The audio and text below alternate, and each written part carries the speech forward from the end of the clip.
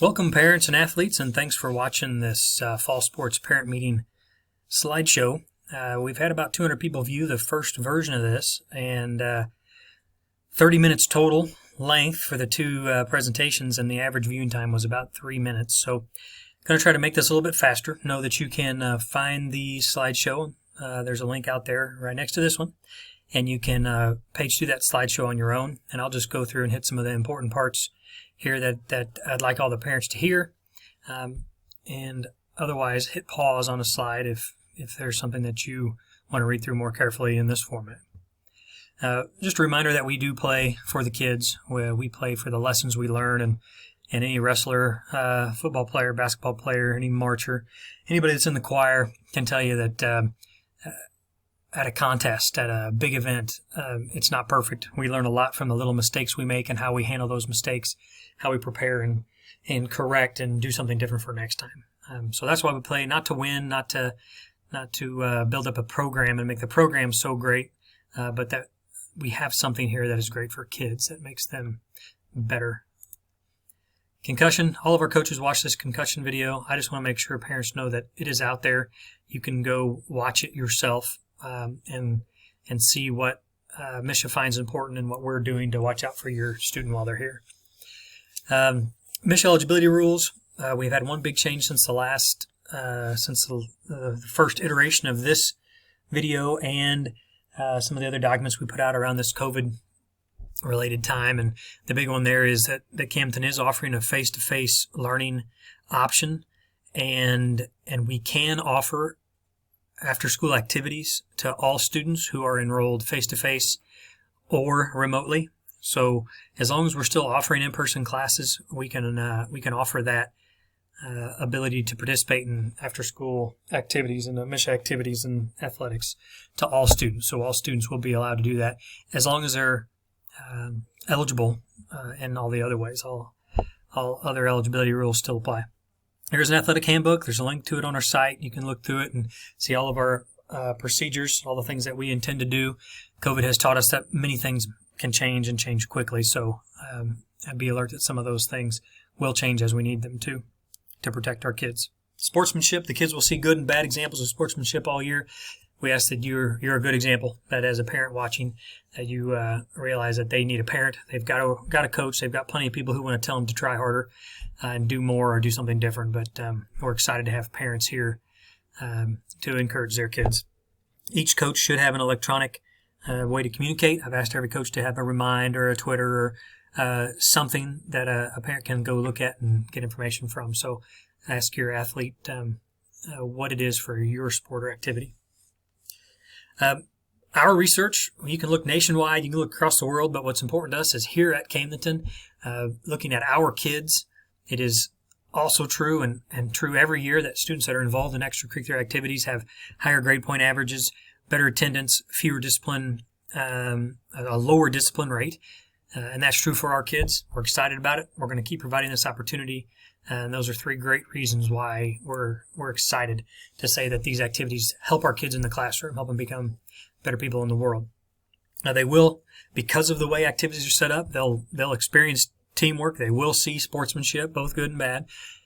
They will experience success and failure regardless of what the scoreboard says. There are many little failures throughout a contest. If nothing you're doing could have been done better, then your goals are probably too low. Change them. Let's add some more.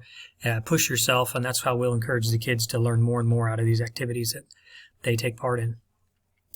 Transferable skills, the wider peer group, more varied peer group. You see more people and different type of people when you're involved. You get out in the community and see other schools, other adults, and this is why we get some of those lasting effects from playing football. It's more than just I can catch really well. It's that I had to learn to work with other people and experience different opinions and that sort of thing.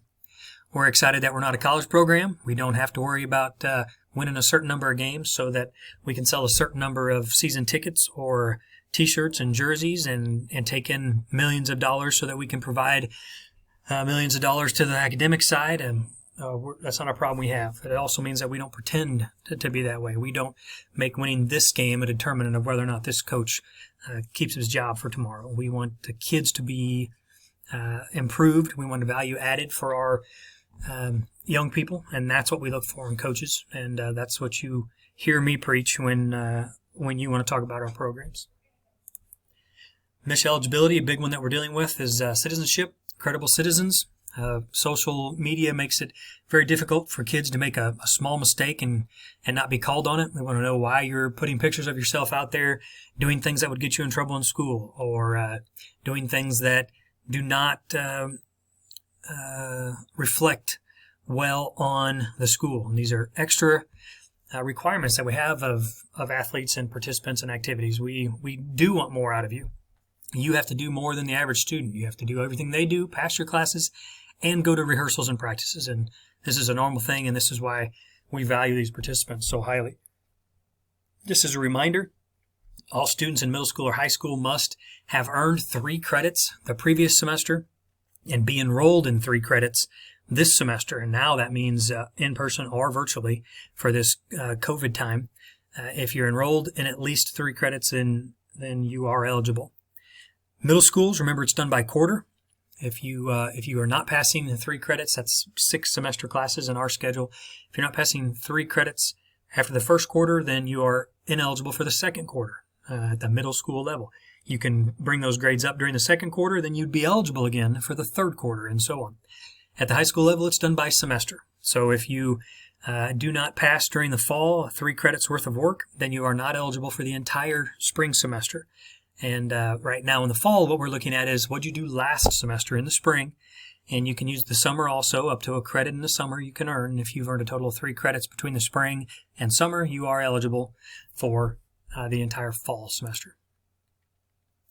Residence requirements, you got to live here, transfer, and if you're moving in, we have a lot of people moving in. So make sure you see Mrs. Dernan or myself as quickly as possible so we can get information to your old school and get it back, and only then will the MISH will look at it and agree with us that, yes, this kid can transfer to your school and participate in varsity athletics.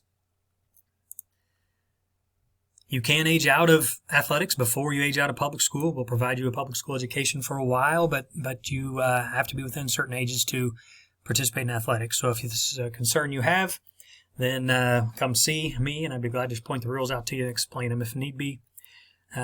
Club teams, you can't participate in a basketball club team while you're on the basketball sports team. You may be able to do a different sport team.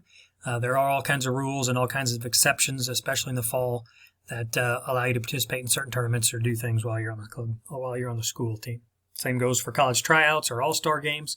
These are possibilities that we have, and be glad to point these rules out to you in the MISH handbook so that you can work with those. We've had a few Olympic development team questions in the last couple of years. I'm very blessed to have a talented soccer player who spent a lot of time with Olympic development teams, and they are able to miss school for certain things and be able to go participate in those games. So if you get that opportunity, absolutely get me involved, and I can point you to the right spot and make sure we do that correctly so that you stay eligible.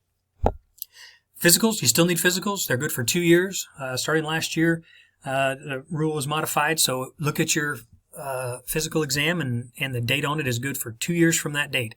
That does mean that you could become ineligible in the middle of a season. So if you got your physical October 15th, 2018, it's only good till October 15th, 2020. So on October 16th, you wouldn't be able to play. So make sure you're looking at that. We will notify you, but often we'll notify you 30 days ahead of time. And if you can't get in the doctor within a month, then we'd end up with a problem. Rules are changing for jamborees. You do need to be eligible. You need to have 9 practices in for that jamboree. 14. Your 15th day is the first day you can be eligible for a game. We may end up with 2-team jamborees, but that's part of the fluid situation we've got going on over this year. So look forward to that. Pay attention to those rules. We are selling activity passes, but we will not be issuing any refunds. If games get canceled, if teams don't come, if a season gets canceled, we won't be issuing any refunds for these, just like last year. So absolutely come to buy those if it'll help your situation, but it may be a gamble if we end up not playing a certain game or certain season. Then do that. Buy or do not buy those based on your own opinion there. You cannot participate when you're suspended from school. Certain types of discipline your team might impose. The football team might be more strict than the school. We might say, okay, you're back in school. You didn't have this kind of violation, so you're eligible again. And the coach might say, hey, you've let your team down. We need you to do X, Y, and Z in order to be a part of us. And usually those kind of punishments are actually an opportunity for the athlete to say, hey, I recognize I made a mistake. I am part of this team. We are going to work together. You can count on me. That's how they're designed. Not usually ways to punish kids, but to give kids a chance to point out and for themselves to actually realize the team wants them, accepts them, and wants them back. Transportation. We go to a lot of away games. We travel far. We do let students sign out with their parents. We do let parents write a note ahead of time, get approved by the office ahead of time, and then get turned into their coach, and let students write home with other parents, other people's parents, if they're separate in the note. We do not allow students to ride home with anybody else. Over 18 or under 18, related or not related, you can ride home with your parents or another adult, another kid's parents that belong on the team. So get those notes in, check that ahead of time, and we'll continue on with that. Care of equipment. We do issue gear and uniforms, and we expect the kids to take care of them. Anything that's damaged, we are not returned, we will charge you for. Random student drug testing. Students must be a part of this pool to participate. Any student that wants to park on campus also must be in this pool. Any privilege that we extend, we've attached this random drug testing pool to. So we'll have a company give us 50 names a month. We'll try to test 10 kids a week. And if you're absent, you get pushed off to the next week. We test all those. And any kind of repercussions from testing positive have to do with parking on campus, have to do with participating in activities. It's the privileges. The deans don't find out about it. It's not school discipline. You don't get suspended from school. It's purely on the privileges. So students must sign up for that if they want to participate. We've talked a little bit about sportsmanship. Just a reminder to look at the links at the end of this presentation. There's excellent ones that let you listen to what kids really want. It gives them a chance to talk about what helps them and helps us be a better parent too. For parents, remember, we don't talk to coaches for 24 hours after a game. Really, there's no reason to talk to them about playing time or what you think they ought to be doing on the court. Be happy to interview you for a coaching job. And if you want to come here and work, we'd probably love to have you and have you help our kids if that's what you're interested in, if you're interested in helping the students. So remember that one. The officials take care of the game. We expect them to take care of the game. We don't need the parents' help doing that. Coaches will take care of their players. College eligibility, use this link. Go check it out. Make sure you understand what NCAA expects depending on what level you're looking at. And we certainly will help. Our classes are great. We don't have any blow-off classes that we ask the kids to take and then don't qualify them to play in college. So we don't have an algebra class that we pretend it's algebra, but it's not good enough, not a deep enough class for the NCAA to recognize. Read the handbook. Use the link. Check it out. We'll ask parents to affirm that they agree to abide by those rules. There's not very many folks that want a hard copy anymore. Many want to look at the link and read it online or have it there when they want to search something and look it up. But we will provide a hard copy to those that ask. Come anytime into the office. Call ahead. The taxpayers will be happy to know I don't just sit in my office and wait for visitors. So if you call ahead and schedule an appointment, it'll be much easier to meet with you. But I have walk-ins all the time and usually can make time for those and address any concerns you have. Bill Kurtz at the high school. Talk to Jill Durnan at the middle school for any questions.